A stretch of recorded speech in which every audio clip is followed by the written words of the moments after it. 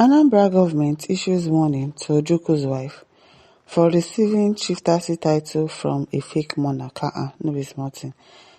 The Anambra state government has condemned as sacrilegious the conferment of a chieftaincy title on the Minister of State for Foreign Affairs, Ambassador Bianca Ojukwu, by an outlawed self-acclaimed traditional ruler in Awka Kingdom, Austin, Ndigwe.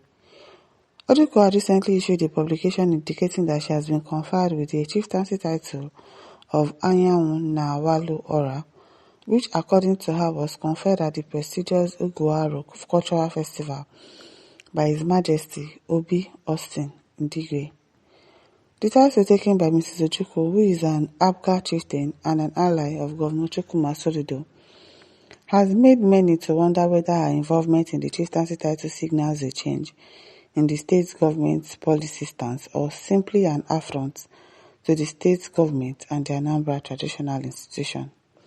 This is because Governor Soludo at a public event formally informed the Ndigwe that he is not the recognized traditional of Awka Kingdom. Reacting to the developments, the State Commissioner for Local Government Chieftaincy and Community Affairs, Tony Collins Wambunwanne, noted that the conferment of chieftaincy titles in Anambra State is exclusively prerogative of recognized traditional rulers in their respective communities, and they do so only to resident indigenes of their communities.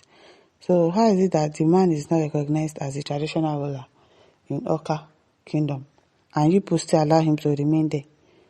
And he's now giving somebody a chieftaincy title, you are saying that you don't recognize him. I don't understand. He further explained that in the case of a person not from the community, the approval of the traditional ruler of the Conferees community and the Commissioner for Local Government, Communities and Chieftaincy must be sought and obtained in line with the extant traditional rulers' code of conduct. According to the Commissioner, while none of the above conditions was met in the case under reference, Chief Ndigwe is an impostor and not a traditional ruler in Awka or Anambra State. Okay now.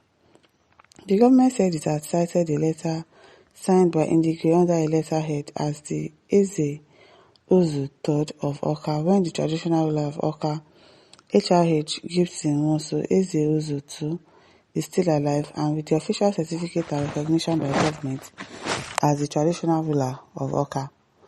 This 92-year-old Eze Ozu Awka is known to be the first Nigerian that flew a fighter jet solo.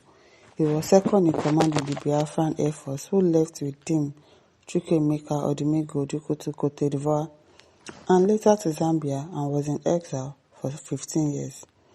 Even the late Dim Odumegwu Ojukwu will be turning in his grave at this unwarranted insult on HRH Gibson, also designed just to whet some megalomaniacal appetite in the Anambra Igbo culture. This is an abomination.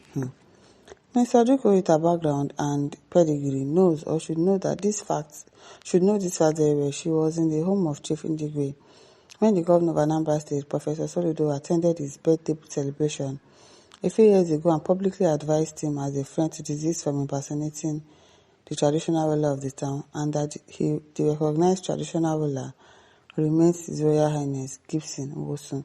And when you saw that somebody was impersonating, why didn't you people do something about it?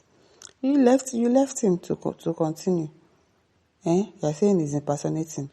You went to advise him to stop impersonating, and yet he didn't stop, and you people did not do anything about it. The video went viral indeed in a publication in a verified Facebook account. Mrs. Ojukwu carefully avoided referring to Mr. Ndigwe as a traditional ruler, but rather described him as a supreme commander of Awka Ancient Kingdom, a phantom title position that does not exist in Awka. By proceeding to describe Mr. Ndigwe conjunctively as His Majesty and Obi, the message unequivocally evinced an intention to portray and, as a matter of fact, portrayed him as a traditional ruler. This is against the spirit of the traditional rulers law of Anambra State. Wambunwanne said. The state government noted that by purporting to confer a chieftaincy title, Mr. Ndigwe usurped the ceremonial functions of the bona fide traditional rulers of Awka, describing it as totally unacceptable, insisting that it will not tolerate this desecration of the traditional institutions and will take every lawful step to promote and protect our culture and traditional institutions. He stated that the chieftaincy title Mrs. Ojukwu purports to have received from Mr. Austin Indigwe is fake and not recognized under the Anambra culture and tradition or law, warning the minister to desist from addressing herself by any such fake title conferred by Mr. Austin Indigwe. Anambra State government wishes to assure our people that it is committed to a new social order.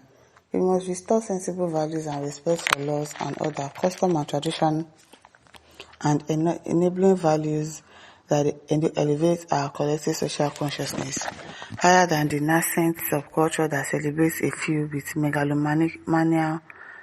maniacal delusions and who attempt to play God. These few cannot be role models for our children, nor the foundation for our future. As a responsible government, we must take all necessary steps to protect our collective heritage from willful assault. To the great and law-abiding people of Oka, we have your back, the government assured. Now, what for now? Adema says, Bianca, you are more than this. Adjust and remain shining, please. Okay, now.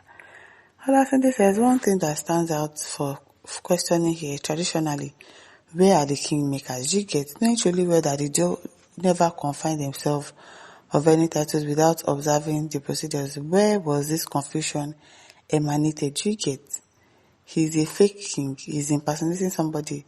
What did you people do about it? Nothing. You didn't do anything about it. Okay, Chukwu says, I want to chip in on this matter. Now I want to say something I knew about these two persons. This person is called Uzu Oka, is from a royal family, which is Indigwe family, that produces the first Uzu Oka. And this first Eze Uzu was a brother to Uzu Oka's father. But when the man was still alive, as first Eze Uzu, this Austin Indigwe has been bearing that name, called Uzu Oka. I don't know the reason why. Now, when this first Eze Uzu died, after some years, they crowned this person, called Gibson, as Eze. Okay, he says, my advice to Uzu Oka is this: he could allow this man to pass out before claiming Eze Uzu the third, because I'm not in support of him claiming that when this person is still alive. That's all I want. That's all I know about the matter. Thank you for telling us. Emmanuel says, please can someone from Oka give us a breakdown on the dispute between the two Indigwe and Gibson also, and who is supposed to be king exactly? Somebody should really tell us. They are the ones that would really know the history. My listeners, don't forget to like, to share and subscribe. Thank you for listening. See you some other time. Bye.